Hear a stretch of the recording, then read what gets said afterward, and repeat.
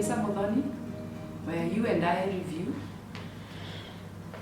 Today I would love to talk about people who run their own businesses.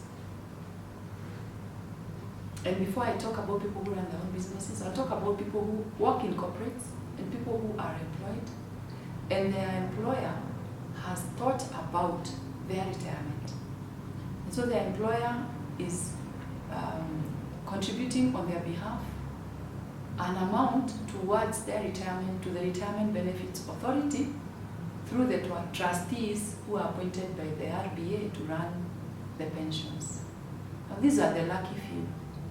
The lucky few who a percentage is saved by the employer and themselves they save an equal percentage. Usually you find an employer will take 5% and save for you, and deduct you 5% and save for you. This is 10% of your gross that is saved for retirement. And my question, even to those that are working and have a pension, have you audited if that amount of money which you will have in the future is going to be enough to support the lifestyle that you are used to today? So if you have a lifestyle today of 200,000 a month, but you are only saving 10% of 200,000, which is 20,000, how will ever, even without considering inflation, how will that money ever be enough to suit your lifestyle? But the ones in a totally, not a very good place where it concerns retirement funds are people who run their own businesses, because they get money and reinvest the money, always reinvesting back in the business or buying hard assets. Hard assets include include buying other businesses where you put in cash and wait for it to grow and give you an income, buying of property and land. Yeah. So you find you're always putting money in hard assets, where it is usually harder to get it out, especially at old age. And you can bear witness to me out there that many people, when they're old, and you tell them to sell an asset, a piece of land, in order for them to be treated, or in order for them to have a good life, they find it very hard to sell those hard assets because of the emotional attachment they have to them because of youth and all that. So I'm here to talk about, especially the people who are running their own businesses, that you should force your business to save for you in a cash fund.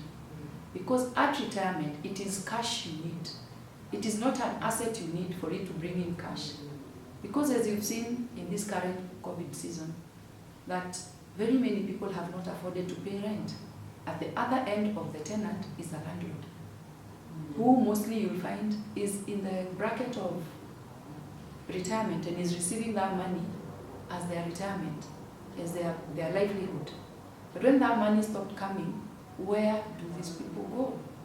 So can we learn also from that and see that yes, have the hard assets, have the semi-liquid assets, which include things like bonds and SACCOs and all, and stocks and shares, but also have something that is liquid. It is in cash.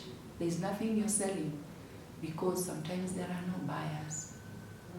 So you who runs your own business, how much can your business afford to save for you today on a daily basis, so that tomorrow your business, which took away your youth and all your energy, can take care of you when you can no longer be able to take care of your business?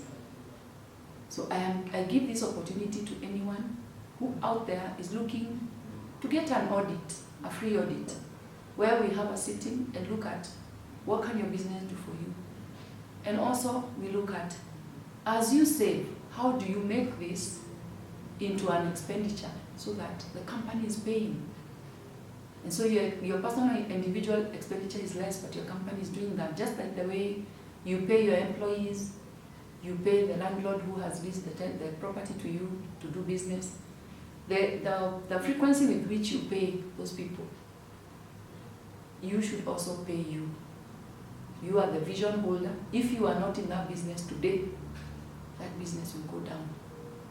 Because you are the bearer of the vision, you are the bearer of the funds. So your business should be able to take care of you, and you can take care of the business. Lisa Muthoni, you and I review